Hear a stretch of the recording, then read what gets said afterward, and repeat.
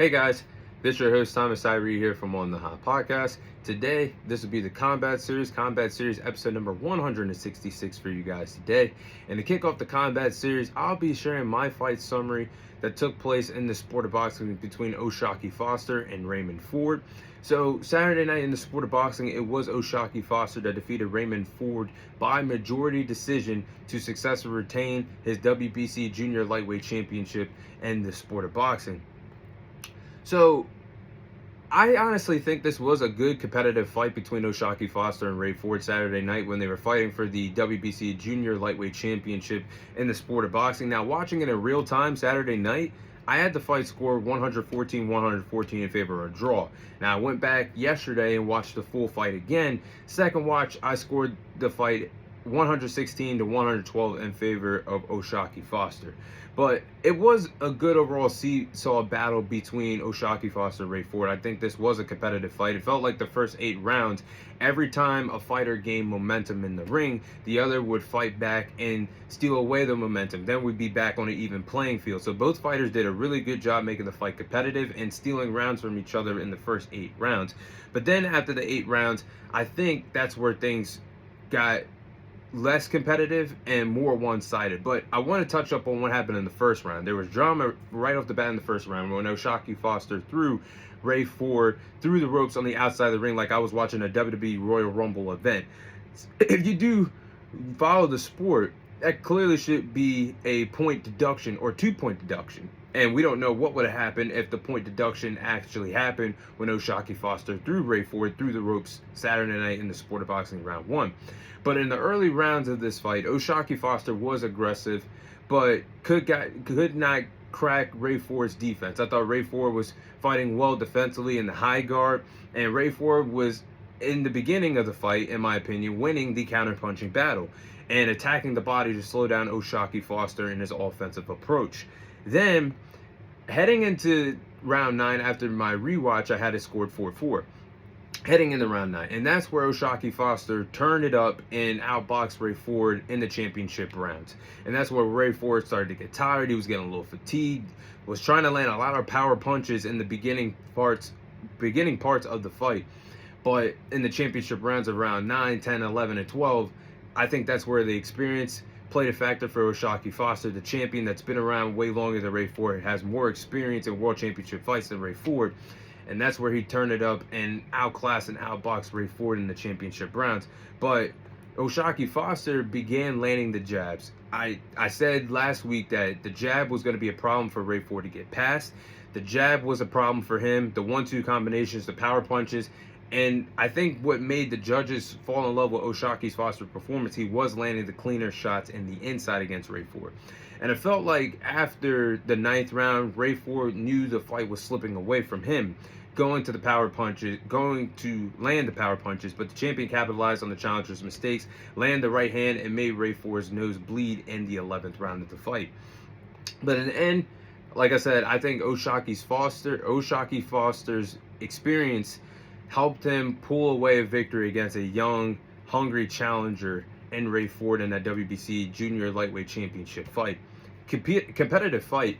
And I think the copy box stats, off the top of my head, I want to say like O'Shaquie Foster landed a total of 106 punches and Ray Ford landed a total of 99 punches. So it was a very competitive fight for all 12 rounds. Of course, no knockdowns, no knockout. Both guys aren't really knockout artists, just have enough power to keep their opponents off them and respect the power.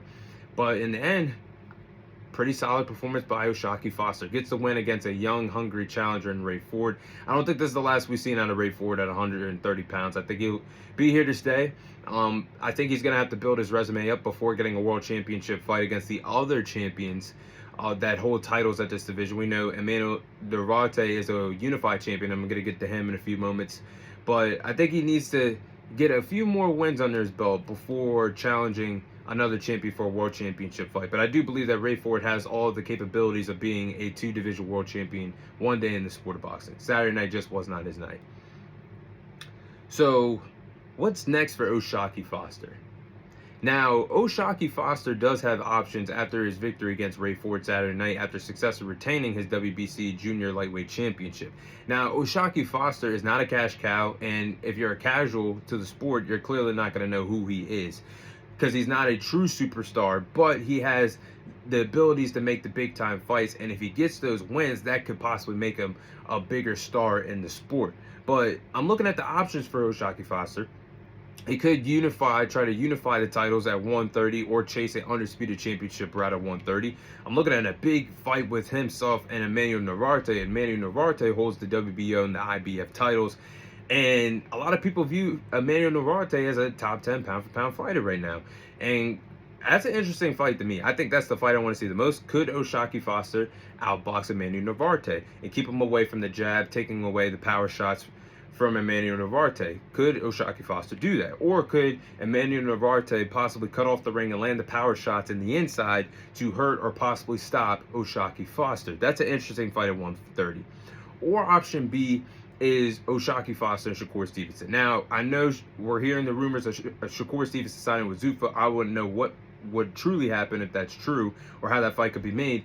But if that fight does happen between O'Shaquie Foster and Shakur Stevenson, that's a fun fight. And it seems like that's what we're really leaning to next. Both fighters have been teasing it for a while, and after the fight, O'Shaquie Foster defeated Shakur Stevenson's boy Ray Ford. Shakur Stevenson fired off of emotions, got in the face of O'Shaquie Foster, and they had a heated face-to-face confrontation. So my question is, what weight class would the fight take place at? Because Shakur is no longer a champion at 135, and I don't see Shakur fighting O'Shaquie Foster at 140. And I don't see Shakur coming back down to 135 without a title being on the line. And I don't see O'Shaquie Foster jumping up to 140 to challenge Shakur for his WBO and Ring Magazine title at 140. Two weight classes, I don't see him jumping up to do that. But if this fight happens, I believe the buildup would be great. But in the end, I think Shakur Stevenson outclasses and outboxes O'Shaquie Foster. I think Shakur is too big, too fast, with better overall boxing skills than O'Shaquie Foster. But Shakur would be the aggressor in the fight between himself and O'Shaquie Foster, walking down Foster, and I think Shakur would eat him up with the jab. And I know O'Shaquie Foster has one hell of a jab too, but I don't think Shakur would let up with the jab, and I think he would win the counter-punching battles, and I think he would land body shots to slow down O'Shaquie Foster. And I think O'Shaquie Foster could have some entertaining rounds where he could steal rounds from Shakur, but overall, I think that's a bad matchup for him. And we've seen Shakur, what he did at 130. He dominated Robson Conceição a few years ago, and it took O'Shaquie Foster 2 tries to defeat Robson Conceição. Just think about that. So I would like to see it, but we'll see what happens. But I think O'Shaquie Foster definitely does have options, and whatever fight he's a part of, I think it should be a big one next. That number one choice between himself and Emmanuel Navarrete, having 3 out of the 4 prestigious titles on the line at 130, both guys being a part of Top Rank, I believe. Why not make the fight happen? I wouldn't mind seeing him fight Shakur, but we'll see what happens. But that is my overall fight summary in the fight that took place Saturday between O'Shaquie Foster and Ray Ford.